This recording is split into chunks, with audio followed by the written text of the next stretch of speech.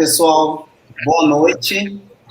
Vamos para começar mais uma live do XDA São Carlos Araraquara. Eu sou Alex, para colaborar com vocês. Começar mais uma live, essa live de maio.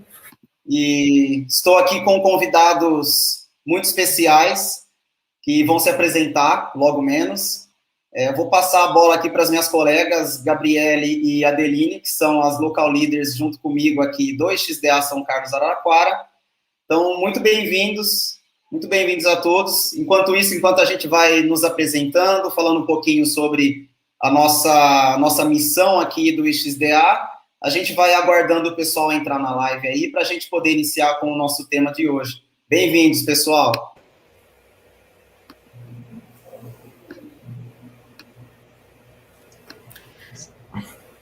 Será que agora tá tudo certo aqui? Eu não tô estragando o áudio? Tá certo. Tá tudo bem? Sem retorno, pode seguir. Ah, muito bem. O duro que tava a minha cola do currículo dos convidados, estava lá no YouTube, vou ter que abrir de novo, né? Ai, gente, só que é só não dar play, então. Só não dar o play que aí dá tudo certo, né? Rapidinho, pessoal.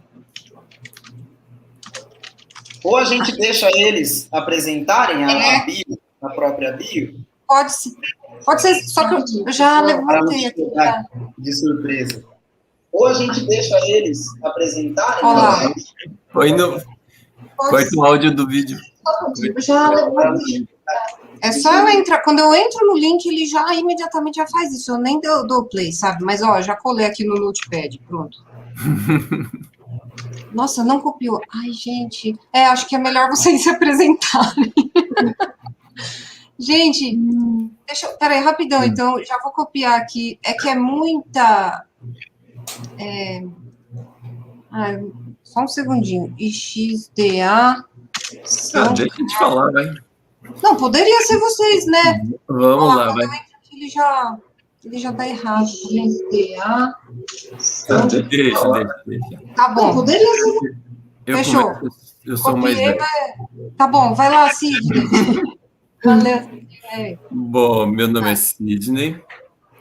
Eu sou desenvolvedor desde o século passado. Eu sempre quis falar isso. É muito legal. Isso é importante. É um diferencial. Na parte profissional, eu já trabalhei em... Eu comecei trabalhando em umas construtoras, mas na parte de tecnologia já. Não era fazendo impermeabilização e construindo mesmo, apesar de eu conhecer todo o sistema de impermeabilização, se alguém precisar de umas dicas. Depois eu fui para o Banco do Brasil, concursado. Depois do Banco do Brasil, eu fui para uma empresa que fazia sistema de gestão para distribuidor elétrico. Depois fui para uma empresa que prestava serviço para bancos, aí fiz projetos para o Bradesco, MetLife. Tinha mais alguns. Faz um tempo, então eu posso esquecer alguns. Depois disso, eu voltei para aquela empresa de gestão, aí depois eu fui para... Aí eu vim para Araraquara, para EDS na época, que era a minha primeira multinacional que eu trabalhei, que achei, meu Deus, incrível. Depois a EDS virou HP, depois HP virou HP, depois HP virou DXC, e aí eu cansei das siglas e fugi. Antes disso, eu empreendi durante um tempo, consegui quebrar a empresa depois, foi quando eu conheci a Adeline. E agora eu estou numa empresa, presto serviço para uma empresa de São Paulo, que a gente faz monitoramento de tornozeleira eletrônica, sabe, do pessoal que está em liberdade condicional, como seria. E aí eu sou responsável pela parte do que a gente chama de gateway, que é o que recebe as posições dos dispositivos e entrega para o pessoal mostrar no front-end. Ufa! Essa foi a parte profissional. Na parte acadêmica, eu sou formado em ciência da computação, depois eu fiz o MBA na Uniara em gestão de TI, e atualmente eu estou finalizando, se tudo der certo e eu não morrer de Covid, o doutorado no ICMC da USP, aqui de São Carlos, na área de inteligência artificial. Foi fácil. Você está no mudo de... Clicar com a esquerda também. Pronto. Qual é esse trabalho com inteligência artificial? Como é? Você consegue falar uma linha assim sobre ele? Basicamente, ensinar o computador a chutar.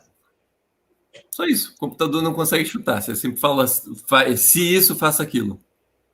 E com inteligência artificial, ou a gente fala que é aprendizagem de máquina, para ficar mais focado, para não ficar muito genérico, né? Que inteligência artificial você pode pensar em, sei lá, Blade Runner. Mas a gente basicamente ensina o computador a tomar decisões sem ter todos os dados disponíveis. Né? Depois a gente detalha legal. mais se precisar. Legal, depois a gente detalha mais, então. Uhum. Acho que o Gustavo podia se apresentar, então, né, Gustavo? Pode ser. Boa noite, gente. Oh. Prazer estar aqui, viu? Muito obrigado pelo convite. Bom, se eu for voltar lá atrás, como o Sidney fez, eu tenho uma formação de eletricista no Senai. Aê, boa! Mas é aquela parte que eu não coloco muito no currículo. Foi muito tempo, trabalhei em fábrica também, interessante isso, mas eu sou formado em artes visuais pela Belas Artes de São Paulo, e em algum momento eu entendi que eu queria seguir carreira ao invés das artes visuais. Eu queria algo que para mim, no caso, ia ser um pouco mais acessível, e fui conhecer a publicidade, passei por algumas agências de publicidade mais especializadas em branding, até que eu cheguei na experiência que eu acho que é mais relevante contar, que é a Alice Wonders, uma agência digital. Hoje eles são especializados em ponto de venda digital e, enfim, bastante tecnologia ali, mas na época eu cheguei a fazer desde sites de empreendimentos imobiliários, que era uma coisa que estava super em alta no mercado. Cheguei a fazer sites para enduro de cavalo, que traqueava se o cavalo estava bem e colocava as informações lá. Aí, após um período trabalhando em agência, eu entendi que eu queria trabalhar dentro de uma empresa com produtos digitais. Fui para a Moip, que já tinha sido adquirida pela Wirecard, mas ainda era Moip, foi Moip ainda por quase 2 anos, até que a Wirecard fez o merge entre as empresas, e aí fiquei ali ainda na Wirecard por mais algum tempo. Era muito legal o setor de pagamentos, mas eu comecei a ficar de olho na área da saúde, e tive uma passagem pela Raia Drogasil, e depois de algum tempo recebi a oferta de ir para a Alice, que acho que é muito interessante o que eu faço hoje. Estou desenvolvendo tive a oportunidade, né, já há 1 ano e pouco que eu estou lá, de fazer um prontuário eletrônico de registro ali dos dados de saúde das pessoas do zero, né, envolvendo tanto a usabilidade do lado do médico, de todos os outros profissionais de saúde que utilizam o prontuário, até esse prontuário ele é conectado com um aplicativo. Então, o usuário final ali, a pessoa também vê todos os dados dela ali no aplicativo. Então, é uma coisa bem interessante. Acho que, resumidamente, é isso.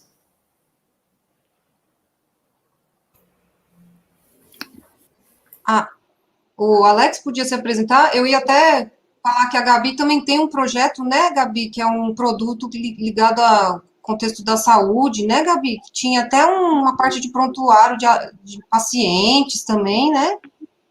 Que era um projeto lá da... É um conjunto que estava fazendo junto com a Uniara mesmo, com os alunos de medicina. Aí era para poder ajudar as pessoas que estão correndo o risco de sofrer infarto. E aí, com esse aplicativo, elas iam conseguir se cadastrar, e ele vai indicar para ela a melhor alimentação, saúde, essas coisas, para ela poder, tipo, o que ela tem que fazer, como que ela sabe que ela está tendo um infarto. Aí ela consegue acompanhar por IMC. Aí nós estamos desenvolvendo esse projeto ainda, junto com os alunos de medicina da Uniara. Nossa, que legal. Quero saber mais, hein? Muito interessante. Tá. Legal. Quer se apresentar, Alex e Gabi? Aí eu fico por último e já falo do XDA. A Gabi pode seguir, né? Aí depois eu vou na sequência, pode ser? Tá bom, legal. Bom, eu comecei trabalhando com design, na verdade, pelos meus pais, porque eles também trabalham com isso, só que eles trabalham na parte de design gráfico, parte de impressão digital, comunicação visual. Aí eu quis mais me especializar na área e trabalhar mais na parte digital, então, há 3 anos atrás, eu comecei a fazer a faculdade de design digital na Uniara, onde eu conheci a Adeline, e aí depois eu comecei a estudar cada vez mais na área, e eu fui fazendo especialização, fui fazendo cursos, e aí eu comecei a trabalhar mesmo na área aqui em agências, em empresas de software.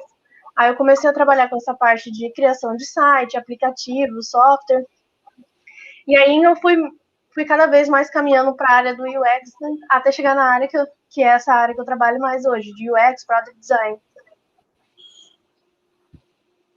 E aí? Legal.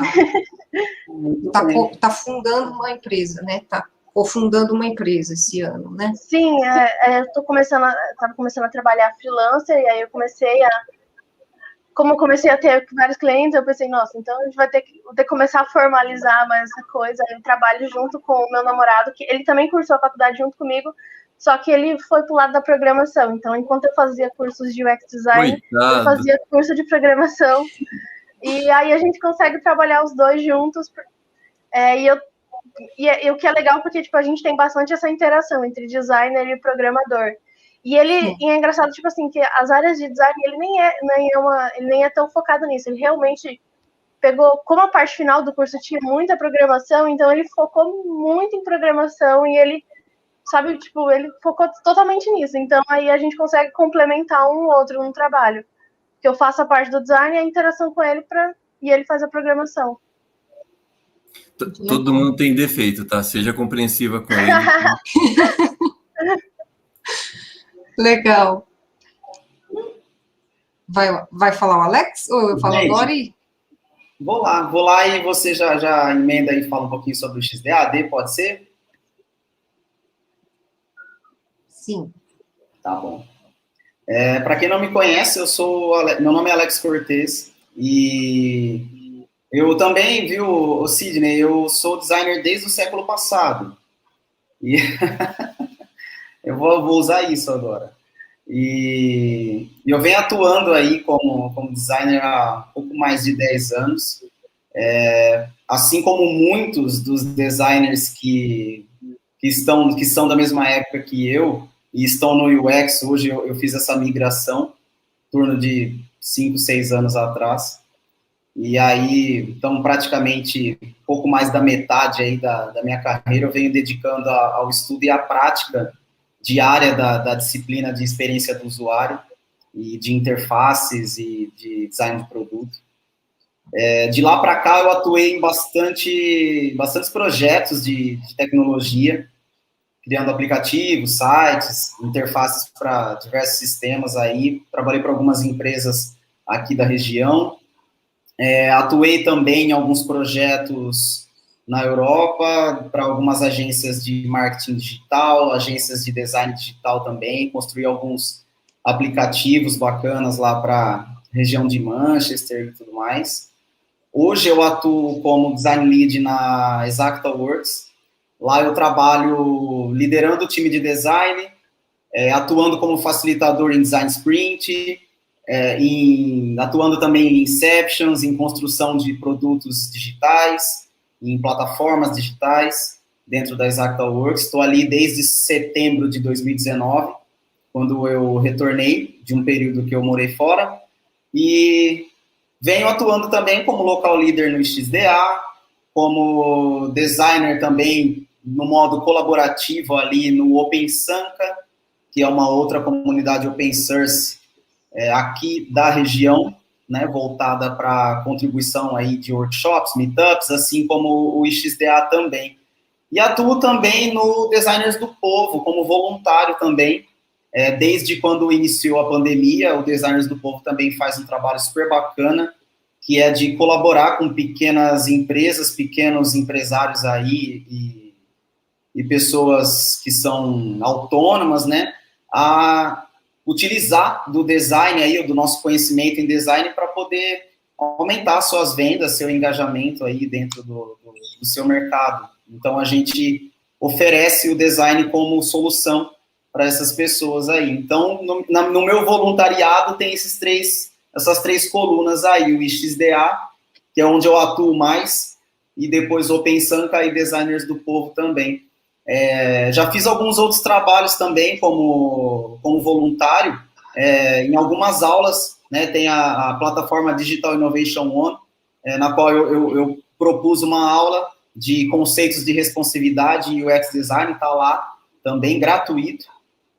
E é isso, e venho sempre buscando compartilhar conhecimento com o pessoal, com essas duas pessoinhas maravilhosas aí, que são local leaders junto no XDA comigo também, que toparam a empreitada, né, juntas comigo aí, quando a gente decidiu levantar a bandeira, né, do XDA São Carlos, e estamos aí, firme e forte, oferecendo nossa força aí para a comunidade de design de interação, experiência do usuário e toda a comunidade de design de um modo geral. Legal. O Alex, a ExactaWorks tinha um outro nome, não tinha, pouco tempo atrás? Não, na verdade, a gente costuma chamar de Exacta. Acho que talvez seja isso. A que mudou de nome, a empresa que eu trabalhava anteriormente, que era a S2IT, mudou para Envilha. Isso. Era essa mesmo. Essa que mudou de nome. A Exacta, né, que a gente fala ExactaWorks, tem um apelido Exacta aí. Demorou. Gente, então, né, eu fiquei por último para me apresentar. Eu sou a Adeline Gil, minha formação foi em design gráfico. Então, até costumo dizer que essa parte de UX, acabei sendo autodidata também, porque o design gráfico não pega essa parte de UX, né?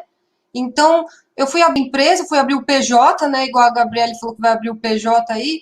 Eu tive um PJ aberto por 4 anos e tive muita experiência com programadores, né, fazendo websites, porque a minha empresa chamava Interacta, que era para design de coisas interativas, né. Aí, poucas experiências com designers, vamos dizer assim, foram fáceis, assim, com desenvolvedores não foram fáceis, foram bem complicadas. Uma experiência muito boa foi com o Sidney, mas aí foi no contexto, vamos dizer, entre Uniara e a empresa do Sidney, né? Eu estava ali como professora da Uniara e não como Interacta, né? Era um trabalho assim que a gente... Não tinha dinheiro envolvido, por isso deu certo. Não tinha dinheiro envolvido. Era um projeto experimental para uma feira de cursos da Uniara, então era para mostrar a realidade aumentada, a gente estava experimentando, né? Realidade aumentada. Eu não sei nem se vale a pena mostrar um tiquinho do vídeo. Posso, já que eu falei disso? Vai, Adeline, a primeira vez que eu e o Leonardo começamos a mexer com programação também foi com realidade aumentada. Também foi a primeira vez. Foi quando a gente fez um projeto de realidade aumentada na FEC da Uniara, e aí foi a primeira vez que a gente começou a mexer com programação também. Que legal. Eu, graças a Deus, não precisei pôr a mão na programação, né? Foi o Sidney e o Barizon, né? Famoso Barizon. Então, assim, eu não sei se está dando para ver aí o vídeo, mas era Tá dando para ver? Tá sim, Dê, já tô aqui na tela. Então, tem um caderno físico que a pessoa pega com a mão dela, né? Explicando bem assim para o pessoal que às vezes vê de uma tela, não dá para perceber direito, mas é um caderno que você pega com a sua mão mesmo e vira a página, e aí ele tem, como a gente falou, realidade aumentada, né? Uma camada de informação a mais do que a realidade que a gente está vendo aqui de física, vamos dizer, uma camada digital de informação. E aí tinha trabalhos de alunos, dava para abrir vídeos de alunos, fotografias, coisas dos alunos, mas era principalmente para mostrar a estrutura do curso, né? Então, eu e mais um aluno fizemos a interface gráfica, e o Sidney com a empresa dele, que chamava Manish, né, Sidney? Aí fez a programação. Mas, continuando, assim, a minha apresentação, eu acabei, né, trabalhando, então, no campo profissional, fazendo websites, e no campo como pesquisadora também, o tempo inteiro, fazendo soluções web, alguma coisa desse tipo, e sempre tendo que ter um relacionamento com desenvolvedores, né? Então, esse tema, eu acho que, até acho de interesse mesmo geral, pessoal também, porque é uma coisa que eu fui descobrindo aos poucos, que existem ferramentas para melhorar a comunicação entre a gente, né? Principalmente quando as equipes são maiores, e aí o Gustavo também vai poder trazer exemplos aí do que usa, o Alex, e o Sidney também do que tem vivenciado, né? Mas já linkando aqui com o IXDA, então, o Alex bem disse, né? O IXDA é um trabalho voluntário. O IXDA Global é uma iniciativa de vários grupos ao redor do mundo, tem mais de 200 grupos pelo mundo, que tem essa missão de popularizar o design de interação, né? Dizer para que ele serve, né? Ele serve para melhorar as interações entre as pessoas e os seus ambientes, né? E então, a gente está fazendo essas lives aqui representando o XDA São Carlos Araraquara, meio que quase que é um novo desenho do nosso grupo, porque apesar dele existir desde 2011, esse trabalho com as lives é recente, né? Então, essa apresentação que a gente montou aqui rapidinho é só para dizer que desde 2011 a gente tem realizado alguns eventos abertos, chamando a comunidade, então aqui chamando até mesmo o IFISP, né? O Moura do Moura Informática, então sempre juntando empresas, instituições, pessoas interessadas, aqui o SESC Araraquara, então a gente tentando fazer ligar, né, instituições em prol disso daí, de promover, né, popularizar o design de interação. E aí em 2020, 2021 a gente está com esse projeto das lives, no segundo semestre a gente pretende fazer coisas mais práticas, do tipo mini cursos, né, coisas desse tipo, assim. Então, fiz minha breve apresentação, deixa eu tirar da tela. Como é que eu faço aqui mesmo? Stop screen, acho que eu parei. Parei de transmitir a tela. E aí, né, desde 2009, dando aula na Uniara e atualmente trabalhando pela Kissa Design. Pronto, agora eu parei. Muito bom, Dê. E nós temos muito orgulho da nossa professora aqui no Local Líder. De fato, é uma satisfação enorme ter a Dê no time. Bora começar com o papo? Quando você fala desse interesse, né, Dê, sobre o nosso tema aí, eu vou soltar aqui na tela para ficar bonitinho aqui, ó. Designers e desenvolvedores, como trabalhar juntos, né? Eu vou soltar algo aqui que o Sidney e o Gustavo vão poder explanar mais. Só quero soltar essa primeira provocação, porque lá no início, quando eu fiz a migração do gráfico pro UX, primeiro a gente migra para o UI, né? A gente não tem a mínima noção do que é UX, a gente só começa a migrar para o mais fácil, que é a interface, né? E aí você vai estudando as bibliotecas, e vai estudando os guidelines, e vai começando a entender aquilo, e depois você entende a importância de tudo aquilo e como tudo aquilo foi criado, né? Que não foi na orelhada, né, Gustavo? E aí eu me lembro de algumas ferramentas que a gente tinha em mãos. Lá em 2014, em 2015, não tinha Figma, não tinha Adobe XD, né? Tinha um Sketch, que eu não sabia mexer direito no Sketch, eu não gostava. Para mim o Sketch era um CorelDRAW disfarçado com um terno e gravata ali, né? Mas brincadeira à parte, tá, gente? O Sketch não é tão ruim quanto o CorelDRAW, mas é que eu não gostava mesmo, e eu não gosto do Corel, eu não gostava do Sketch. Não pode xingar o Corel, não pode xingar. Tinha preconceito com o Sketch. E não quero trabalhar com Sketch. Aí fazia tudo no Photoshop, cara, fazia todas as interfaces no Photoshop. Aí, quando o cliente era um pouco mais exigente, Pixel Perfect e tal, a gente apanhava que nem, né? E aí, eu me lembro, naquela época, de ter acesso a uma ferramenta chamada Zeppelin. Não sei se vocês lembram. O Zeppelin foi, assim, para mim, um divisor de águas, assim, porque eu não tinha um vocabulário para conversar com os desenvolvedores. Existia uma rixa enorme, porque você mandava algo que não seguia um guideline específico, o desenvolvedor ficava doido da vida, porque aquilo era difícil de jogar, de colocar em prática. E existia também uma questão que era deixada de lado por falta de experiência, que era o porquê disso, né? No que isso vai impactar na experiência do usuário, né? Era só frufru, né? Era só beleza. Então, o início foi muito difícil dessa migração para mim. E aí, quando eu descobri o Zeppelin era um plugin que você conseguia instalar no Photoshop e ele conseguia enviar a tua interface com referências de CSS e HTML para o desenvolvedor.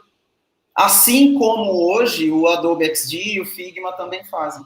Então, o Zeppelin eu não vi mais, não sei se utilizam ainda por algum motivo, mas eu não vi mais. Então, eu queria partir daí, né, para os dois. Vocês também passaram por isso? Como é que foi a experiência de vocês nesse início, quando o boom dos UX começaram a surgir nos times de desenvolvimento aí, e aí precisou lidar com esses caras que querem fazer um monte de telinha? E aí, Sidney? Opa! Então, eu vou contar um segredo primeiro aqui dos programadores. Quando um programador fala para você que não dá para fazer isso, é mentira. Ponto. Pode ter duas possibilidades. Uma, ou ele não sabe fazer, e aí ele já respondeu errado, que ele deveria falar assim, não, eu não sei fazer isso, vou pesquisar, vou descobrir e tal. Ou tem uma segunda hipótese que aí dá para justificar um pouco, que é assim, pode ser que aquilo vai demorar um tempo um tempo absurdo para você conseguir fazer alguma coisa. Então, eu falo, tudo é possível na programação, em tecnologia, tudo é possível, só depende de prazo e dinheiro. Então, às vezes, e aí eu acho que é legal esse mundo falta diálogo mesmo. Que assim, o programador sentar com o designer e falar, cara, eu consigo fazer até aqui. Esse pedacinho aqui, eu vou demorar 2 meses para fazer. O quão importante é esse pedacinho para esperar 2 meses? Eu acho que esse diálogo é o que eu sempre senti falta entre os dois lados, entendeu? E eu acho que o outro lado também, eu já sofri de designer virar para mim e falar assim, isso não dá para fazer. Eu acho que é a mesma justificativa.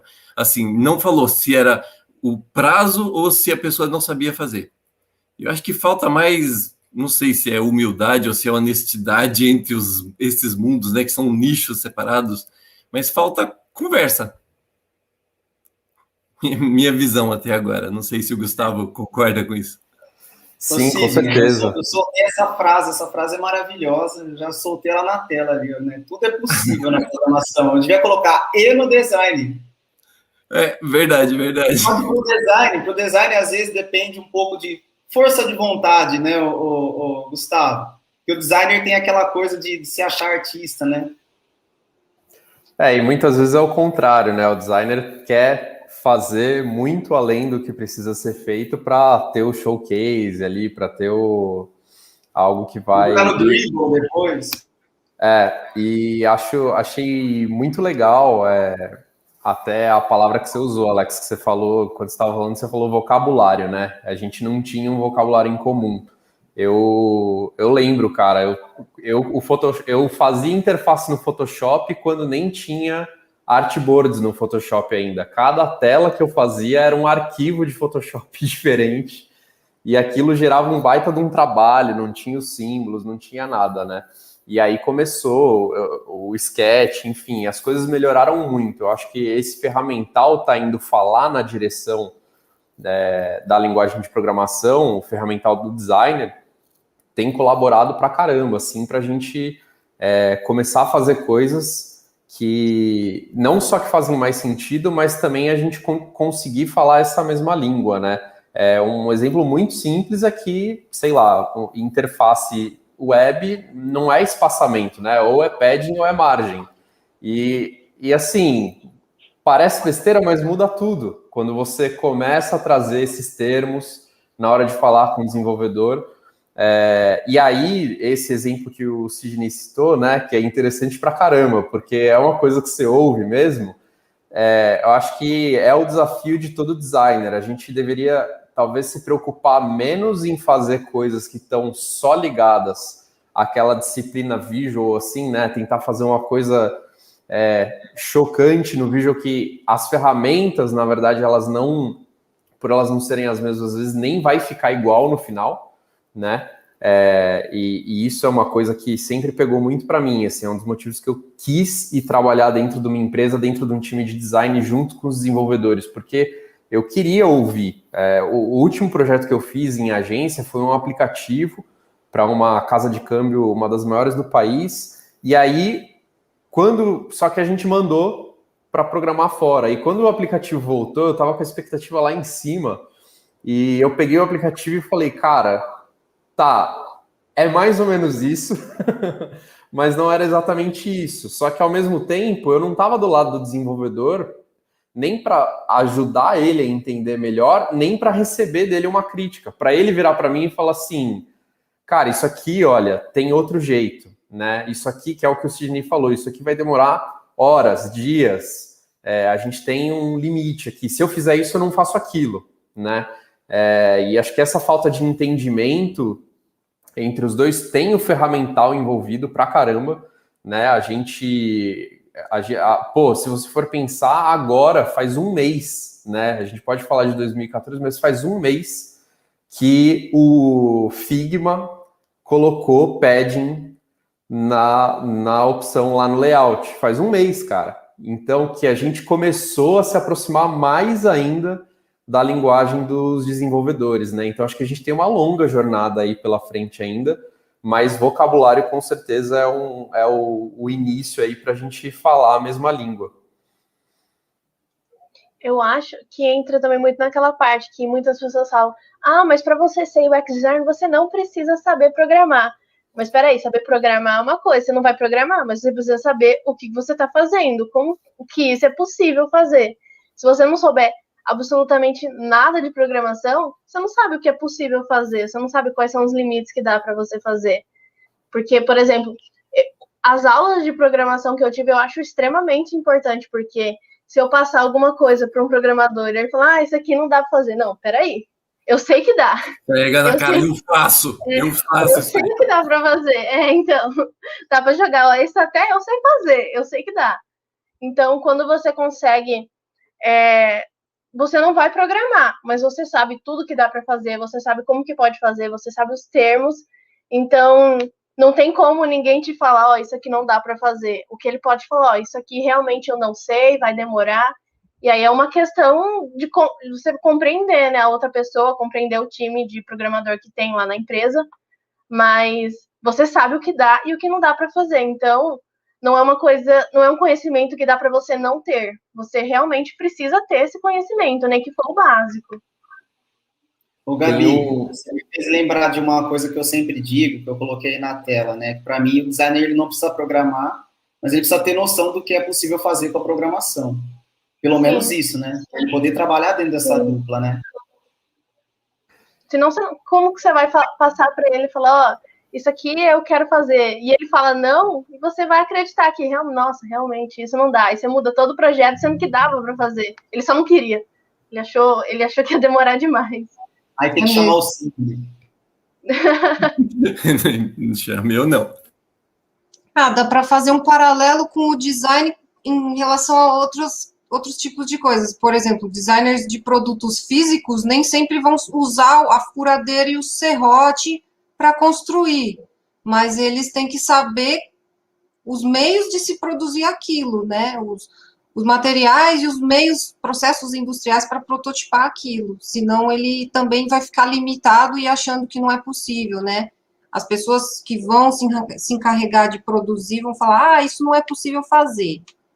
Não existe um acrílico de 1 milímetro, sei lá, de espessura. Sei lá, alguém vai sempre te dar uma limitação física, ou que nem no mundo digital, alguém poderia dar uma limitação. Não é possível, né? Mas aí a gente tem que saber um pouquinho de cada coisa. Até o meu irmão que falava, tem que ser especialista em generalidades. Tipo, você tem que saber um pouquinho de cada coisa do planeta. É quase como um jornalista. O jornalista também tem que saber um pouquinho de cada coisa para ele poder fazer as conexões, assim, né? E o designer também, ele vai ter que pôr o pezinho lá na saúde, que nem vocês estão desenvolvendo apps para saúde. Tem que ter um pezinho em contabilidade, porque está desenvolvendo um projeto a galera né, que mexe com esse assunto. Então, para cada projeto que você pegar, você tem que se apropriar daquele assunto, mergulhar no assunto, né, fazer a imersão, entender o contexto, e você acaba aprendendo o tempo inteiro, né? Essa profissão é muito legal por isso, porque daqui 30 anos você ainda vai estar aprendendo coisa todos os dias, né?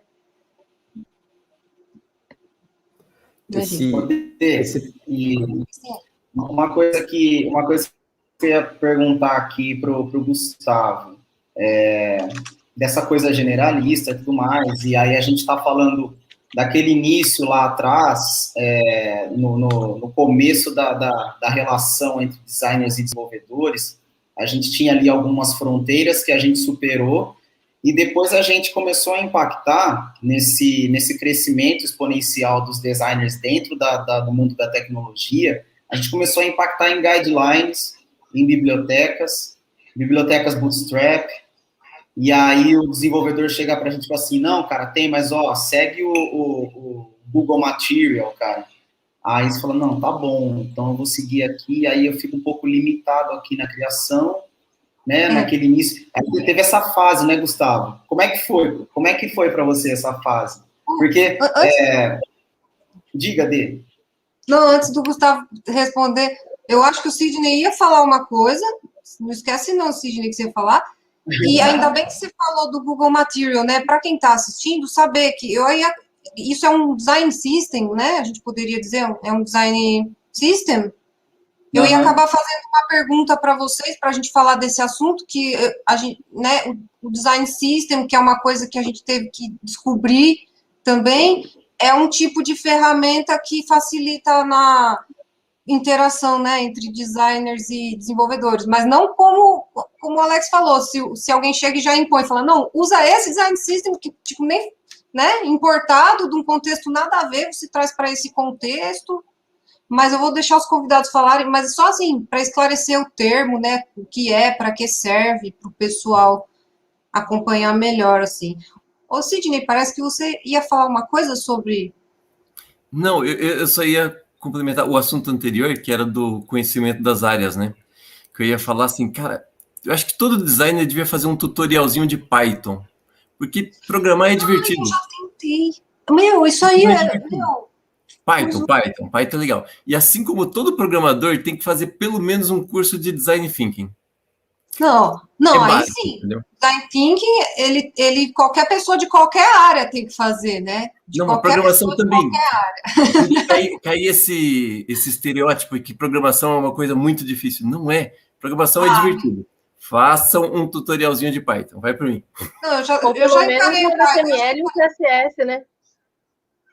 Eu já encarei o Python, falei, não é para mim, não. Na próxima encarnação, ou sei lá, na minha próxima vida e sei lá o quê, eu aprendo Python, sei lá. Mas se ele fizer pelo menos um HTML e CSS básico, ele já tem noção já dos espaçamentos, de cores, de tudo, já da maioria lá do que ele vai usar para poder comunicar com o programador. Então, sabendo o mínimo, do mesmo jeito que o programador, às vezes o programador também pode trazer sugestões e coisas muito boas, né? Se ele souber um pouco da parte do design, também...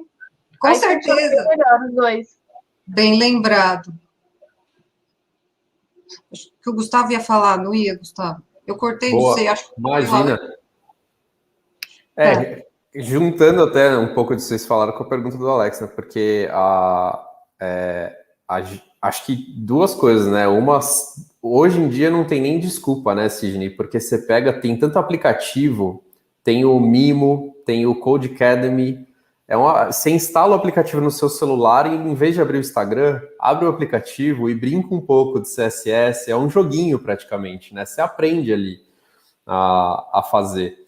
Mas eu acho que essa parte de entender, e até que o Alex falou do Bootstrap, né, como facilita, eu passei por uma experiência, inclusive, muito, muito forte com isso, porque quando eu entrei no Moip, a gente refez completamente a plataforma deles lá, né, de pagamento e tal. Eu fui contratado para isso, e o time de design foi crescendo e a gente foi fazendo. Quando a gente foi fazer o merge com a Wirecard na Alemanha, a primeira coisa que eles trouxeram foi, gente, vocês estão desenvolvendo tudo do zero. Tudo bem, a gente entende vocês estarem fazendo isso. Mas será que a gente não consegue ter um outro processo um pouco mais rápido, né, para acelerar e para os desenvolvedores do resto do mundo conseguirem adotar talvez algumas dessas práticas que vocês estão tendo? E aí veio, além disso, né, a gente tinha um deadline de novo, deadline, né, Sidney? Tinha o deadline de, se eu não me recordo, se eu não estiver errado, a gente tinha 3 meses para refazer praticamente o trabalho de 1 ano, para a gente trocar para todo o branding da Wirecard, e se adequar a algumas tecnologias que eles tinham na Alemanha. Na Alemanha, eles só trocam uma coisa quando quebrou. Senão, eles não trocam. Então, não está quebrado, não conserta. E aí, a gente trouxe o Material Design com alguns componentes já prontos que eles trouxeram de um projeto open source que tinha, e a gente teve que readaptar muita coisa. E assim, como designer, agora, inclusive lançou ontem, né, o Material You do Google, que está muito legal, super personalizável, mas até aquele tempo, tudo que você fazia com Material Design ficava com cara de Material Design. E para mim, como designer, aquilo era relativamente frustrante. Ficava com cara de produto da Google, né? Exatamente. E aí, assim, você fica... Eu ainda que tenho a raiz lá do Visual, né? Assim como vocês têm essa raiz do Visual, ficava, assim, um pouco frustrado. Mas quando a gente começou a se integrar e eu comecei a ver a velocidade com a qual a gente entregava os produtos, a coisa também começou a ficar interessante para mim como designer, porque, além do que, muita coisa, assim, como a gente estava usando essa library pronta ali, do Material, tinha muita coisa que eu não precisava ficar discutindo, aqueles alinhamentos que antes ficavam um pouco tortos e que para eu conseguir resolver e mexer e parar, putz, já fez deploy, já está em produção, eu não posso mexer nessa tela de novo, etc. A gente diminuiu um pouco essa quantidade de conversas para ter conversas que estavam mais focadas no usuário. E eu acho que o usuário é um pouco dessa língua que une os dois lados. Quando a gente consegue engajar o time inteiro, independente das disciplinas, se é um designer, se é um programador, todo mundo entende a necessidade do usuário, a gente consegue ter um objetivo em comum, né? E tirar essa camada, né, usar essa coisa um pouco mais pronta, ajudou muito. Tinha as limitações de lista e tal, mas até, às vezes, o designer, quando ele tenta inventar muito, né, a gente começou aí falando dos botões e tal, eu vejo muito designer, como a nossa carreira não tem formação muito clara, agora tem bastante curso livre, mas até uns anos atrás você não achava um curso para fazer, né, de UI mesmo, legal. E muito designer que, não entende, não sabe que a raiz do HTML ali, de como funciona um botão, um select, um radial button, e acaba cometendo erros, né, na hora de criar esses componentes. Então, acho que tem esse lado de aceleração, de desenvolvimento, que o designer tem que olhar com olhos muito positivos, assim, poxa, os produtos que eu estou fazendo estão chegando mais rápido, isso também é tão importante quanto uma experiência que eu talvez julgue que eu posso fazer melhor que o Material Design, né? Também tem esse ponto, mas acho que vai um pouco por aí da gente ter essa visão de criar um objetivo em comum com o time e acabar deixando alguns assuntos um pouco de lado, que talvez são só um atrito para a gente atingir aqueles objetivos para a empresa, sabe? Com certeza. Eu estou pensando aqui, né? A gente, como designer, a gente encarou muitos desafios para poder adentrar o mundo da tecnologia, né? A gente encarou aí os desafios de construir a cultura de design nas empresas que a gente atuou, criar esse pé com o desenvolvedor acostumar com a gente no time, nas dailies ali, nas pré-vendas, na hora de apresentar os projetos, quando a gente vinha com os papos de testar os protótipos com o usuário e tudo mais, né, que antigamente a coisa era feita meio no escopo fechado, o cliente pediu assim, e vamos mandar, e recebe aqui, entrega, a entrega aí tinha aquela coisa de refação, aquela loucura, né? E aí, quando o designer começa a entrar no projeto, e eu enxergo que teve um ponto, Sidney, aí você me disse se em algum projeto você teve essa percepção. Eu lembro, pelo menos eu sinto isso, que teve um período em que o designer era o queridão, ele era o famosão, e era o cara que veio para resolver todos os nossos problemas. Temos aqui agora um UX no time, Sidney, e os nossos problemas acabaram.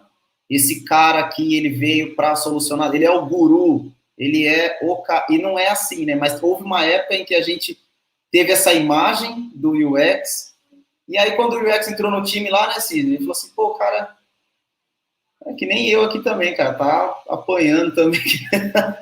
E aí, você chegou a passar por alguma situação assim, você sentiu isso em algum projeto?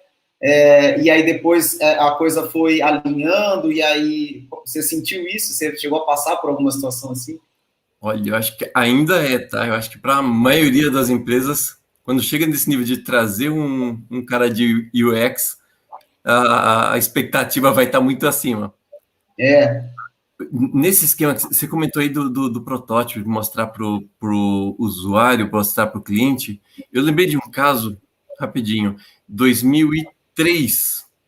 Em 2003, ainda não era nem metodologias ágeis, era o esquema do cascata, desenvolvimento, projeto do Bradesco.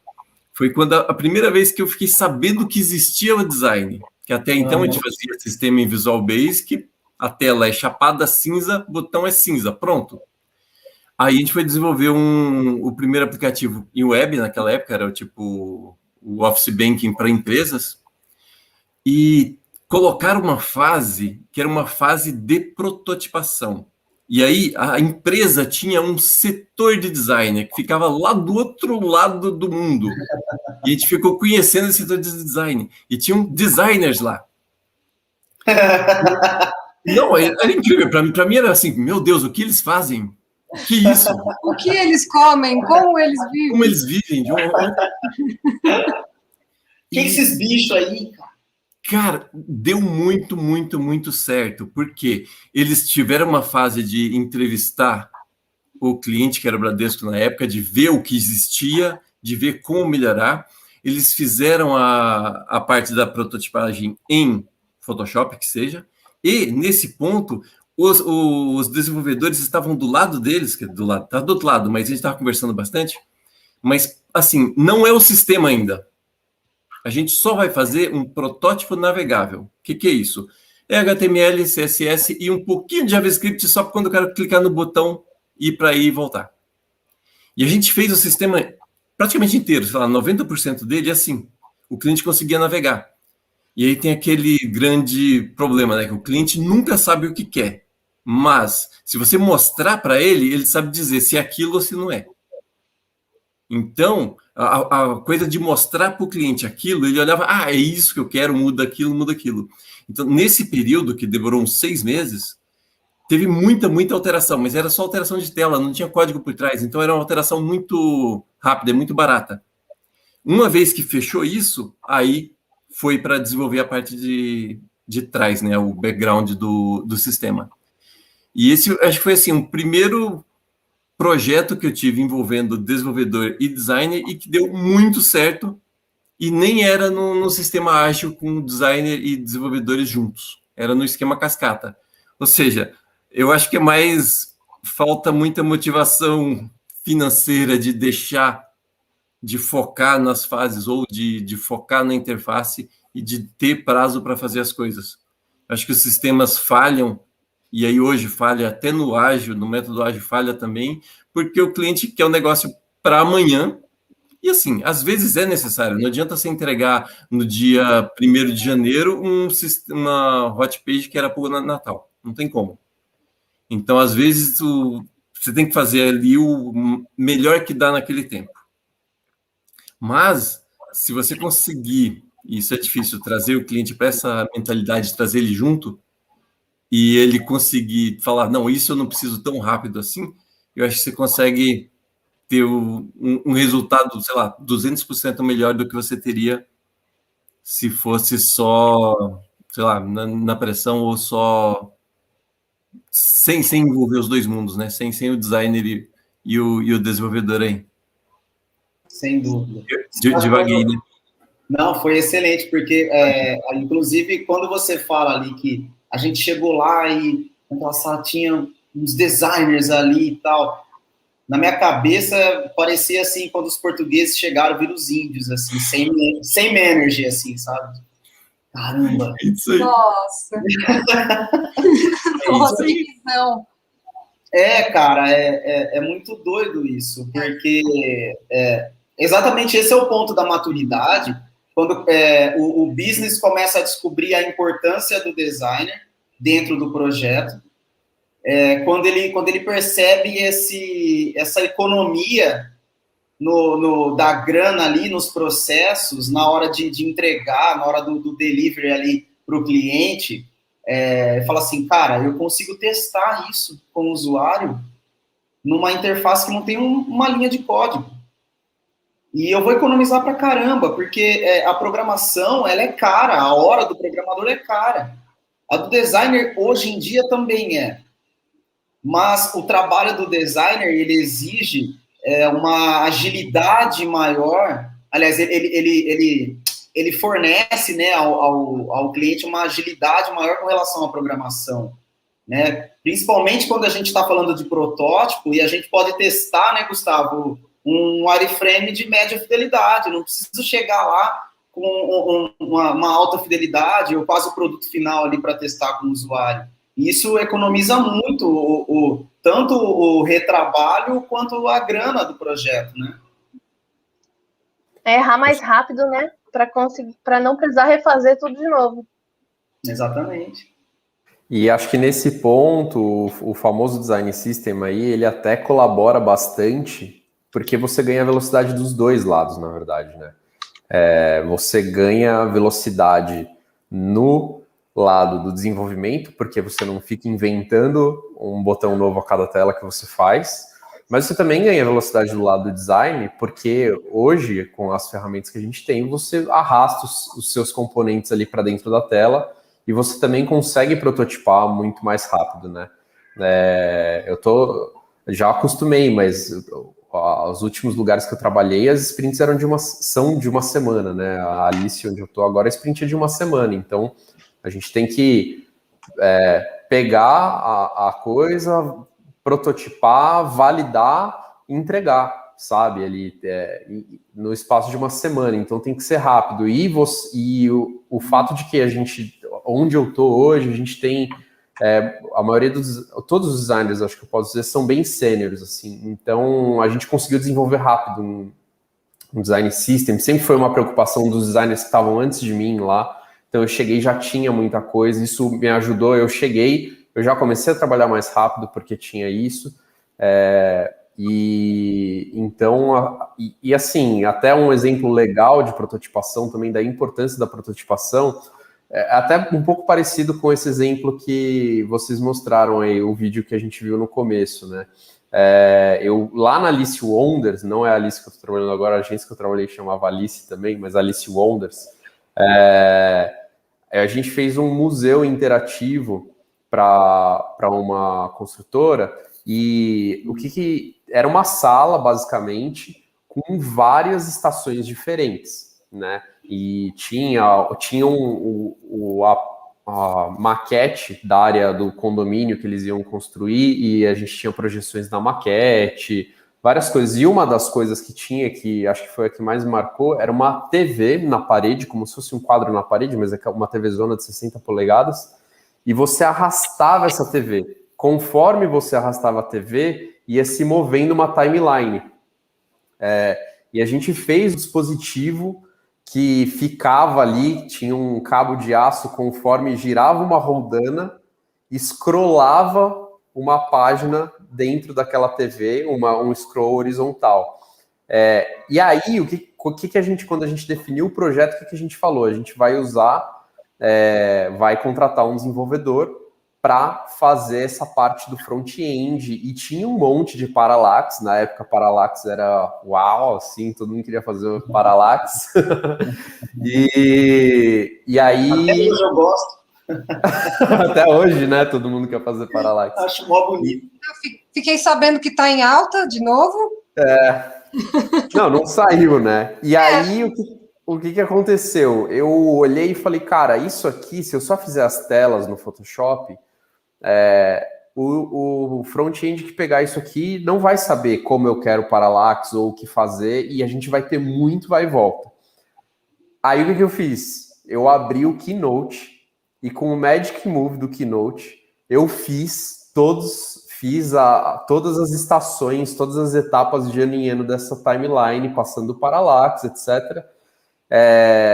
E aí a pessoa que estava fazendo a tecnologia olhou e falou, aí eu exportei um vídeo.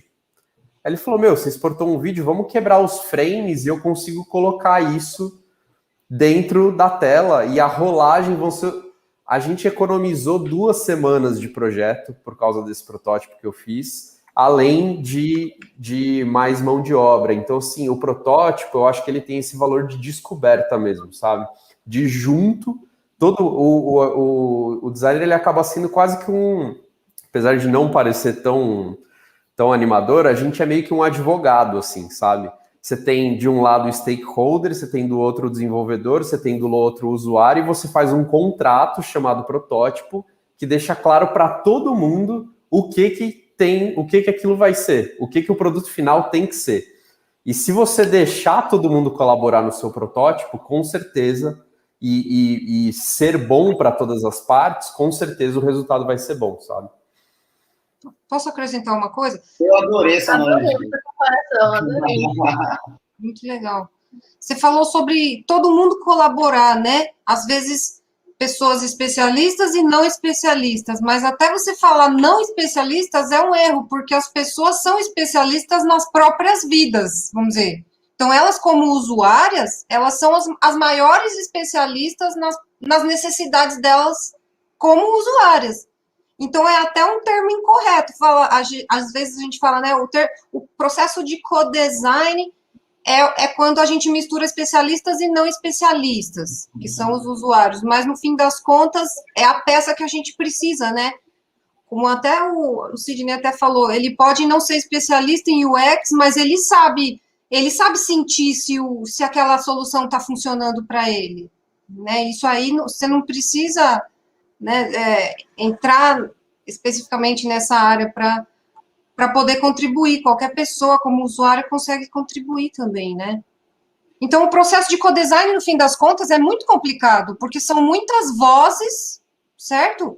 Muitas vozes que alguém tem que priorizar. Alguém tem que fazer o trabalho de administrar todas aquelas vozes que estão entrando com ideias que, às vezes, são pertinentes, mas a gente tem que priorizar o que vai ser implementado, né? Isso aí nem sempre é feito colaborativamente. Muitas vezes é tomada a decisão de cima para baixo mesmo, né?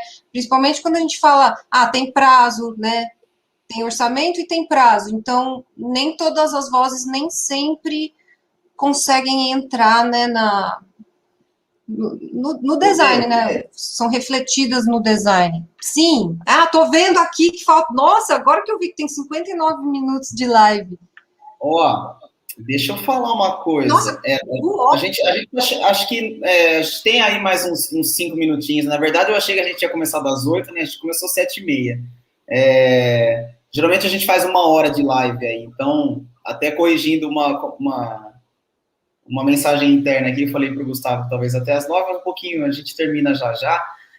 Mas uma coisa aí que eu queria fazer uma das últimas provocações. Já que o Gustavo falou que eu adorei, né? Escrevi na pedra aqui. O designer é o advogado do projeto e o protótipo é o contrato. É isso, meu amigo. Você aprovou o protótipo, cara, já era, meu irmão. Você já vendeu a alma para o designer. E aí, uma coisa, fazendo aqui o papel, então, de advogado do diabo, né, o Sidney, com tanta biblioteca, cara, com tanto, Bootstrap, bibliotecas aí, React e tudo mais, precisa de designer no projeto, sim? Precisa. Olha, precisa, viu? Eu vou emendar outra historinha rápida. Ela é chata no início, mas eu acho que vocês vão gostar do final. Eu me digo evangelista DevOps, né? De Dev e Ops. Isso surgiu por conta da briga entre outros dois nichos, que é o desenvolvedor e o cara de operações. Então, é aquele famoso meme, não sei se vocês já viram, da menininha com a casa explodindo atrás. Que aí, assim, funciona na minha máquina, o problema é de Ops agora. Entendeu? Explode lá em produção. Aí surgiu esse movimento como mudança cultural para falar, cara, se está com problema em produção, o desenvolvedor também tem responsabilidade nisso. E ele tem que envolver o cara de operações quando ele for desenvolver a solução. Então, juntou-se o mundo, virou DevOps. Bonitinho. Um pouco depois, veio o pessoal de segurança e falou assim, não, mas peraí, não adianta nada você desenvolver porta do banco aberta com a senha 1, 2, 3. Voltou. Cortou? Não, só para um pouquinho só. Tá, não, mas de boa. Pegaram então a parte que eu falei do DevOps, aí veio o pessoal de segurança que falou que precisava também estar presente. E aí criaram a sigla DevSecOps, ou DevSecOps. E, gente, essa sigla é horrível, é muito feia. Por quê? Porque falta o designer, esqueceram do designer. Se tivesse um designer aí no meio, a sigla não seria tão feia. Então, gente. Essa missão é de vocês vão ter que descobrir como colocar UX ou designer no meio do Dev, do Sec, do Ops e ainda ficar com uma sigla bonita. Vocês estão ferrados. Cara do céu, deixa eu te falar uma coisa. É assunto para um outro talk, essa coisa das siglas e das nomenclaturas. Se eu for mexer nesse vespeiro, nós vamos até 2 da manhã. Mas a gente tem um grande compromisso com isso, sim, viu? A gente tem um grande desafio, eu acho. Mas não, e a parte cultural também, assim. Não adianta nada ter o Dev, ter o Sec, ter o Ops se não tiver a linha de frente. O que você vai colocar no ar não vai servir para o usuário. E outra preocupação que eu estava discutindo com um colega recentemente é que antigamente, na minha época, a gente fazia sistema pensando em todos os usuários. Hoje em dia, as startups, esse esquema não muito rápido, o pessoal pensa em 80% dos usuários. Então, assim, não estou nem aí para os daltônicos, porque o dinheiro que eles vão retornar para a minha startup não vai pagar o investimento que eu vou ter de pensar numa interface para eles. Então, nessa, a gente está excluindo muito as pessoas. Então, sei lá... Nossa, eu queria falar desse assunto antes de terminar, sabia? Tá, já emenda, então. Aproveita que eu levantei a bola. Da acessibilidade, o quanto é caro e todo mundo quer, né? O cliente quer implementar, mas ele não sabe o quão caro é, o quanto demorado é, né? Pode continuar. Não, é nesse ponto que eu vejo, que assim, a importância do UX nessa sigla gigante aí, nesse contexto gigante que precisa ter um outro nome, é que você precisa ter o desenvolvimento, você precisa fazer deploy rápido, você precisa ir para a produção rápido, com segurança, mas isso precisa ser acessível e o usuário precisa ter uma forma. Eu mandei até para a Adeline, quando a gente estava conversando, um caso bem recente do Citibank, que por um erro de sistema, preencheram o campo errado, perderam 500 milhões de dólares, que dá tipo... um pouquinho, uns bilhões de reais. E assim, porque preencheram o campo errado, e a interface é horrível. E aí? Imagina. E assim, essa interface, o operador, tudo bem, foi lá e fez o erro, aí essa operação, pelo valor, ela foi validada por mais 2 pessoas. As 2 pessoas olharam e não conseguiram perceber o erro. E isso não é exceção. Tipo, a maioria dos sistemas de gestão que estão por aí, você precisa fazer curso para aprender a usar e ter receitinha de bolo do lado para você usar. Enfim, tá precisando muito de vocês. Se virem, deem um jeito de salvar a nossa área, porque senão já não vai ter mais programação. Que bom que a gente chegou nessa maturidade, né? No fim das contas, eu sinto que o que falta é falarmos os mesmos códigos, né? Nos apropriarmos dos mesmos códigos, sejam eles verbais ou não, assim, né? Porque vocês até falaram, né? Não tinha vocabulário, isso é um ponto. O outro ponto é dominar os códigos que tem a ver com o desenvolvimento mesmo, né? Então, quanto mais a gente tiver na mesma página em relação a esses códigos, até mesmo culturais, vocês levantaram aí, né?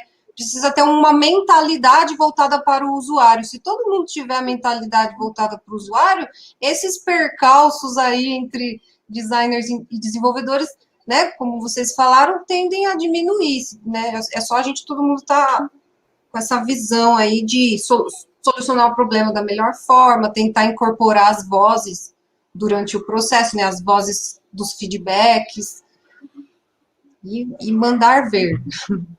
É isso aí.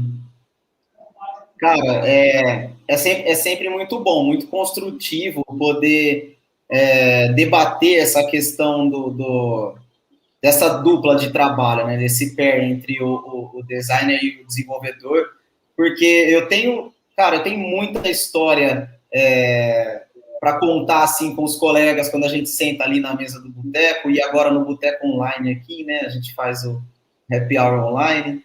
E para falar sobre isso exatamente, né, sobre esses pontos que a gente trouxe aqui, tanto da maturidade do designer dentro do projeto, do reconhecimento do desenvolvedor com relação ao trabalho do designer dentro dos projetos também, né? Isso que o Sidney falou é super legal, porque o designer, via de regra, ele já tem como uma das suas principais soft skills ser o solucionador de problemas através da skill, da hard skill que ele tem ali, né? Das habilidades com as ferramentas de design e tudo mais. Então, quando a gente entra num projeto e a gente tem aquele olhar mais artístico, entre aspas, né? Quando a gente olha para aquele sistema do Bradesco todo travadão, né? Todo cinza, todo quadrado, sem responsividade, aquela coisa.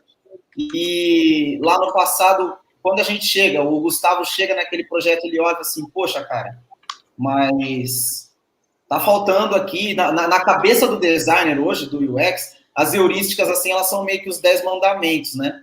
As heurísticas de Nielsen, assim, elas estão pra gente como os 10 mandamentos estão para os católicos ali, né? A gente já sabe meio sem querer, assim, poxa, cara, mas tá faltando uma informação de status aqui. Poxa, está faltando uma prevenção de erro lá, aquela coisa. E isso faz toda a diferença hoje no projeto, porque o desenvolvedor, o back-end, por exemplo, cara, ele tem uma habilidade de desenvolver códigos que traz ali força ele a partir para um lado de lógica, da coisa de solucionar, de entregar a coisa funcional, digamos assim, né? Eu entrego funcional. Se demora 3, 4 passos para chegar no objetivo do negócio, aí já é outros 500. Tá funcionando. E aí entra o designer e fala assim, cara, não precisa clicar aqui para poder chegar lá. Eu consigo fazer tudo isso numa interface mais simples, mais objetiva e tudo mais, melhorar a experiência do usuário aqui. Então, eu acho que a gente chega nessa maturidade, né? Depois de tantos anos aí de guerra entre desenvolvedores e designers. Isso. Eu sempre ouço dizer que a performance funcional até pode ser a função de um engenheiro, de um programador, de um designer também, óbvio, né, obrigatório, mas a gente tem que prestar atenção na performance de interface com o usuário, que é uma outra dimensão da funcionalidade também, né? Não é inseparável, assim, né? Quer dizer, é inseparável. É inseparável. E deixa eu falar, né? Eu acabei falando, né, de soft skills, hard skills, e às vezes o pessoal está acompanhando, às vezes não sabe, ou não. A gente começa a falar, é uma coisa das siglas, né? O Barizão apareceu aqui, viu, Sidney? Ele falou, não tire as minhas siglas, ele falou. Ele apareceu, nem vi. Aqui nos comentários, aqui, ó, inclusive ele comentou aqui em cima da fala do Sidney sobre os sistemas mais corp, né, que são assim para gerar outra fonte de receita para quem vende, né, e um grande mercado aí de empresas que ensinam a trabalhar com esse tipo de solução. E obrigado, Barizão. Barizão, um grande amigo meu, inclusive, Círio. E aí, cara, essa questão da soft skill, da hard skill, né? Tem se falado muito, acho que a D clicou em alguma coisa lá, daqui a pouco ela volta. Tem se falado muito, né, de soft skills, hard skills, principalmente para quem é designer e tudo mais, mas na verdade são duas vertentes que servem para todas as profissões, né? Tanto para o desenvolvedor, até, cara, o arquiteto, até o cara que trabalha na obra lá, ele também tem suas soft skills, suas hard skills, né? Para o design aqui, a soft skill é quando ele tem a habilidade de procurar, de treinar a empatia, de treinar ali as habilidades mais emocionais, as habilidades mais do senso comum, de se importar mais com a experiência do usuário, de um modo a se colocar no lugar dele ali, de entender cada ambiente, de entender cada situação de uso, né, dentro daquele sistema, daquela interface, seja ela digital ou física ali e tal. Então, você não está utilizando nenhuma ferramenta. Você não abriu o teu computador para poder entender, para poder desenvolver alguma solução ali, né, quando você utiliza soft skills. E as hard skills são quando você treina o uso das ferramentas que você tem à mão ali mesmo para transformar, para tornar em realidade o teu projeto, o projeto que foi desenvolvido lá na Design Sprint, no Design Thinking, no Brainstorm ali, no bate-papo, na pré-venda, enfim. Quando você vai lá e pega o Figma, né? O Gustavo senta lá e, pô, vou abrir o Figma aqui, vou regaçar, velho. E isso é hard skill, né? Ele tá treinando a hard skill dele ali e tal. Quando ele falou, tem um plugin novo ali, agora tem um padding ali e tal. Então, ele tá treinando a hard skill. Então é isso, gente. Soft skill, hard skill. Acho que é isso, né, Dê? Uma habilidade branda e uma habilidade dura. Só que não é branda coisa nenhuma, é uma super habilidade. Imagina, empatia, ética, liderança, gerenciamento de crise, são super habilidades, então não deveriam nem ser chamadas de soft, né? Você sabe que quando eu gosto muito quando a gente trabalha muito numa gangorra de soft e hard skill, é quando a gente está facilitando o design sprint. Porque você fica ali o tempo todo, você está facilitando com o time ali, você precisa ter ali um equilíbrio muito grande entre essas duas skills. Verdade. Legal.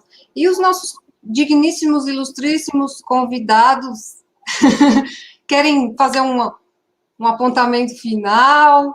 A gente quase não deixou vocês falarem muito, né? Mas não é, porque o tempo voa muito rápido nessas lives, né?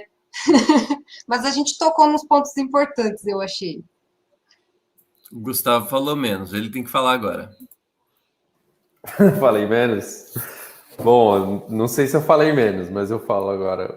Não, acho que tudo isso que foi falado é super importante, assim, a gente precisa realmente, até esse ponto das ferramentas, né, as ferramentas elas têm facilitado cada vez mais o nosso trabalho hard, para que a gente possa focar em soft skills, né. Quando você pega hoje uma ferramenta como o Figma, de novo, que tem animações ali até já praticamente quase prontas e que facilita tanto o processo de prototipação, se a gente for olhar lá para trás, quanto tempo a gente não gastava prototipando e fazendo coisas de baixíssima fidelidade, hoje a gente tem acesso a isso, para a gente como designer mesmo aproveitar para investir mais ainda nas soft skills, porque acho que a colaboração e a linguagem em comum é o que vai resultar num ótimo trabalho, né? A gente fazer um layout nas nossas ferramentas que é muito bom, que as pessoas olham e ficam impressionadas, né? É diferente de a gente conseguir fazer uma feature ir para frente quando você tem que passar não só por camadas de validação de stakeholders, mas também lidar com o fato de que você tem uma API que está sendo construída baseado naquela interface, ou que é muito mais comum até você fazer uma interface baseada numa API que já existe, já que você tem que, muitas vezes, lidar com legado e conseguir para mim, acho que o maior desafio do designer hoje é engajar as pessoas mesmo a lidar, a pensar no usuário e a pensar nos objetivos da empresa, né? Como que a gente pode fazer a empresa crescer? Isso que a gente está fazendo vai trazer uma experiência melhor e, como consequência, uma melhoria para a própria empresa, né? A gente... e obviamente que tem os valores, como acessibilidade, tudo isso que a gente tem que engajar o time a fazer sem pensar muito em resultado para a gente conseguir fazer, mas de novo, é engajar, sabe? Se você consegue conquistar as pessoas do time a se importar com a coisa certa, aí a gente começa a conseguir fazer um bom trabalho juntos, assim, sabe? Então... E assim, para mim, hoje em dia, eu vou ser bem sincero com vocês, acho que a gente tinha uma quebra muito grande entre o UX e o UI, e se a gente pensar que o UX é uma pessoa que tem um impacto na experiência do usuário, né, esquece o entregável, esquece se é blueprint ou se é visual, né, impacto na experiência do usuário. Hoje a gente tem ferramentas tão potentes que um bom protótipo ele pode ter um impacto na experiência do usuário se ele conquistar os stakeholders, se ele conquistar o time de desenvolvimento, se ele conquistar... Então, todo mundo que é designer hoje pode ser um UX nesse sentido de criar um impacto na experiência usando as skills que tem, né? Seja de mediação, de workshop, seja de construir algo muito bom, mas construir algo muito bom ouvindo os meus stakeholders, ouvindo as pessoas com quem eu estou trabalhando, ouvindo o usuário, para ter certeza que ao unir todas essas coisas eu vou criar algo que é factível, né? E que é bom para esse ecossistema com o qual eu estou trabalhando ali. Acho que, em resumo, é um pouco assim que eu vejo essas coisas.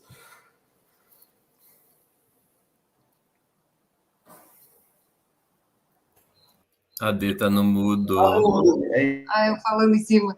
Que você falou assim, o designer acaba sendo um facilitador, né, muitas vezes, né, ele não vai sentar para desenvolver o tempo inteiro, ele vai ser um facilitador entre pessoas ali, entre stakeholders, pessoas das equipes, então ele tem que ter essas habilidades brandas, super habilidades que a gente falou aqui, né. Pronto. Isso é uma coisa assim o designer, quando ele acorda para o UX e ele começa a se interessar, é a mesma coisa que o Neo na Matrix lá, sabe, Gustavo? Ele começa assim, tem alguma coisa errada, cara.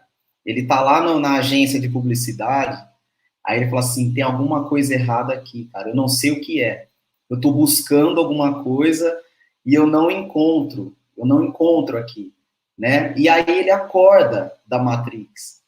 E aí ele entende que não adianta só a beleza da interface, não adianta só entregar a estética.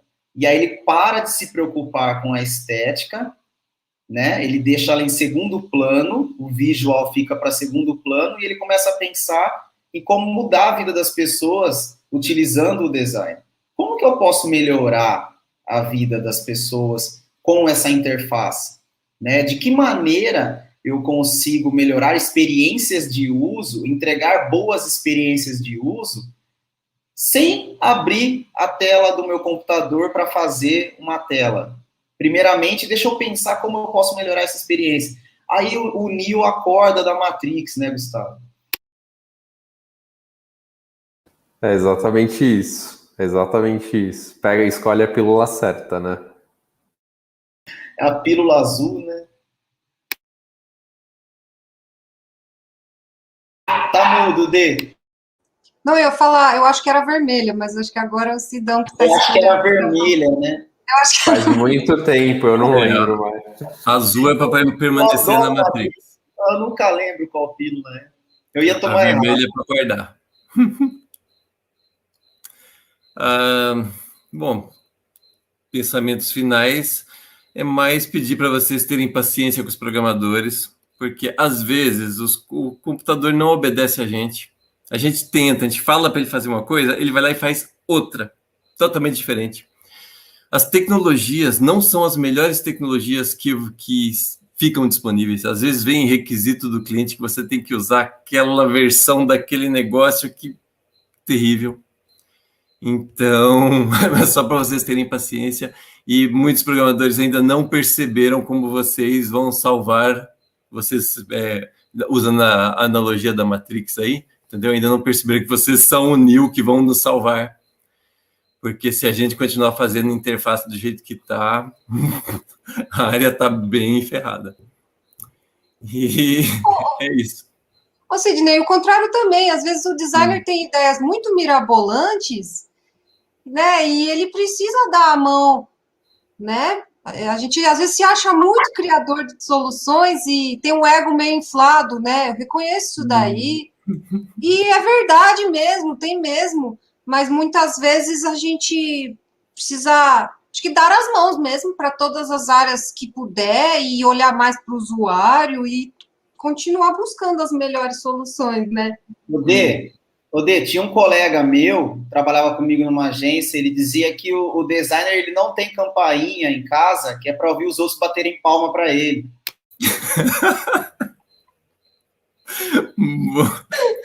Ótima, ótima. Pois é, então a gente precisa descer um pouquinho do pedestal também, porque o Sidney falou, não, né, nós precisamos, que bom que os designers vão salvar, mas a gente também tem que descer um pouquinho do pedestal, porque sozinho a gente não vai solucionar nada, no fim das contas, né? Tem que estar sempre... Um faz nada sem o outro. Os dois precisam dos dois. Outra coisa também, né? Só para não ficar e depois os haters vão me matar lá na minha rede social, sobre os designers gráficos, né, cara?